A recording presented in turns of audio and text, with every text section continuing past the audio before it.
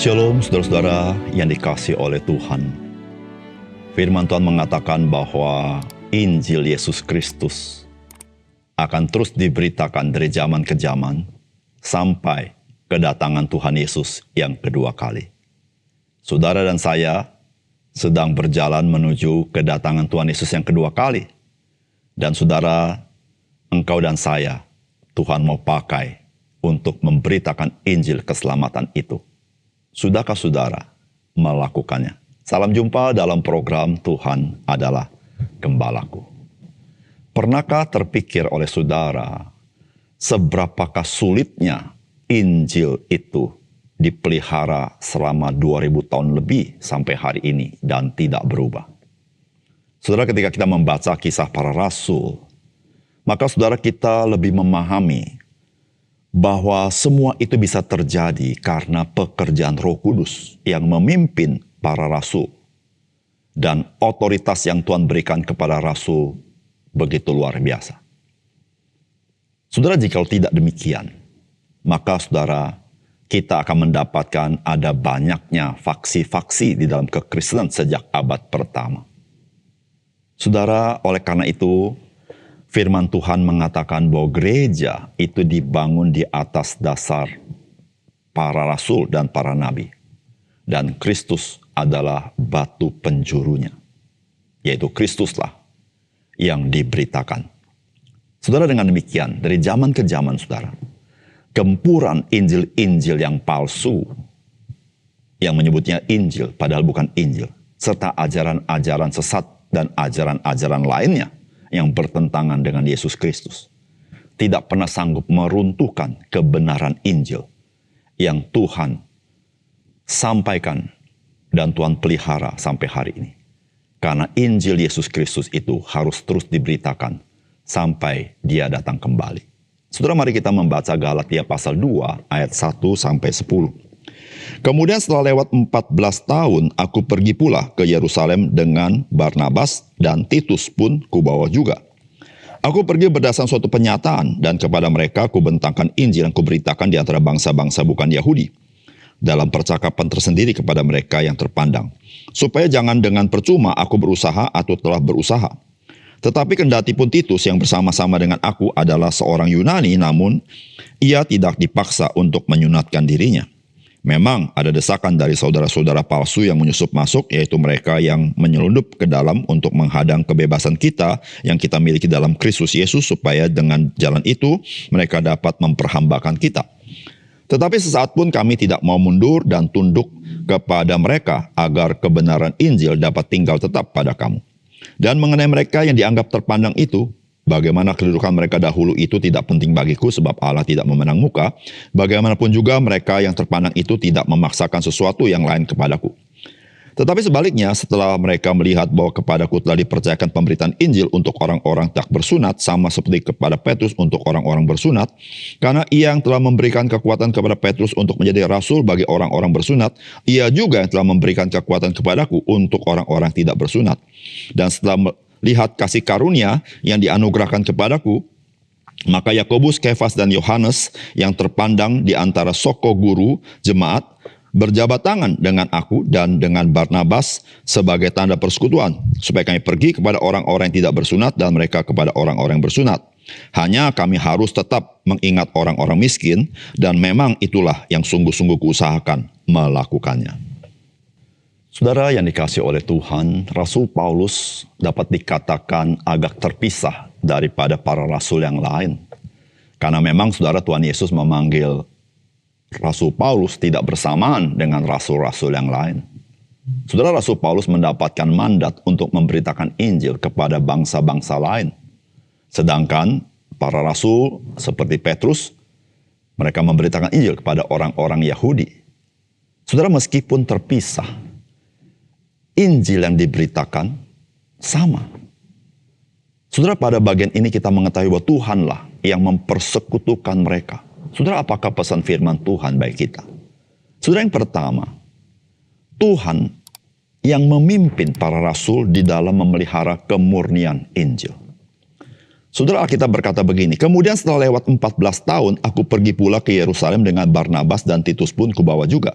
Aku pergi berdasarkan suatu penyataan dan kepada mereka kubentangkan Injil yang kuberitakan di antara bangsa-bangsa bukan Yahudi dalam percakapan tersendiri kepada mereka yang terpandang supaya jangan dengan percuma aku berusaha atau telah berusaha.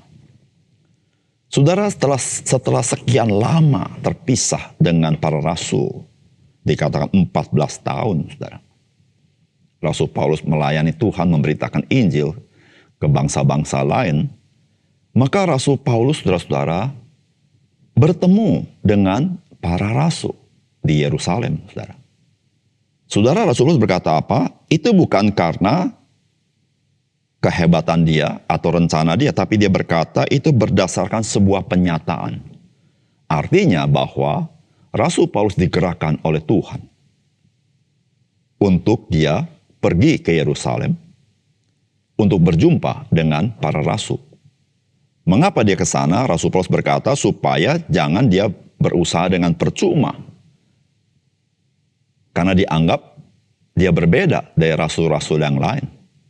Saudara, menariknya adalah ketika Rasul Paulus berjumpa dengan para rasul, yaitu diantaranya ada Kefas, ada Yakobus, ada Yohanes. Saudara, di antara mereka tidak ada berbeda pandangan mengenai Injil yang diberitakan. Padahal saudara, mereka terpisah 14 tahun, saudara. Saudara yang kasih dalam Tuhan, di sini kita memandang dan melihat bahwa ada Tuhan yang bekerja di antara mereka. Ada Tuhan yang memelihara Injilnya dan kemurniannya.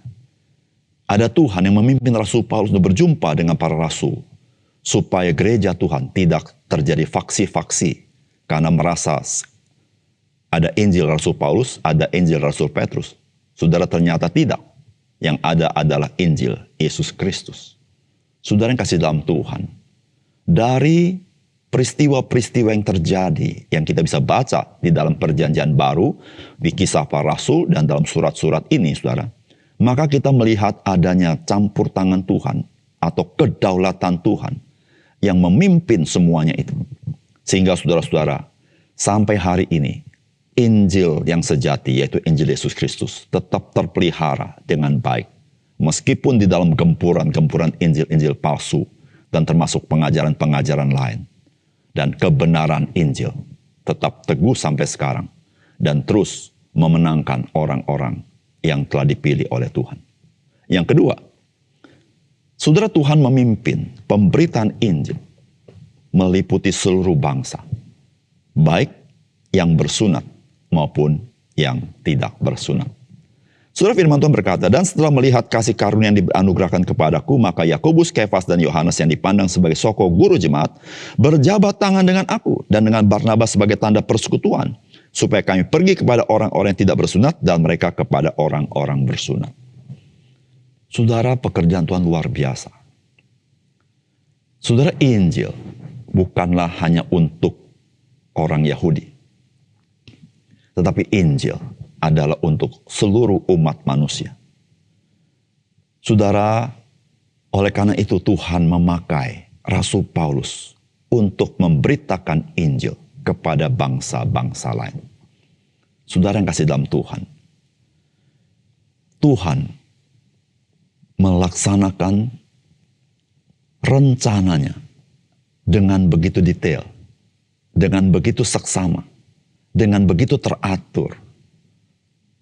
Saudara, di situ kita melihat Tuhan begitu mencintai kita, supaya saudara, orang-orang pilihannya tidak ada satu pun yang binasa. Dimanapun dia berada, saudara, semua akan diselamatkan oleh Tuhan melalui pemberitaan Injil.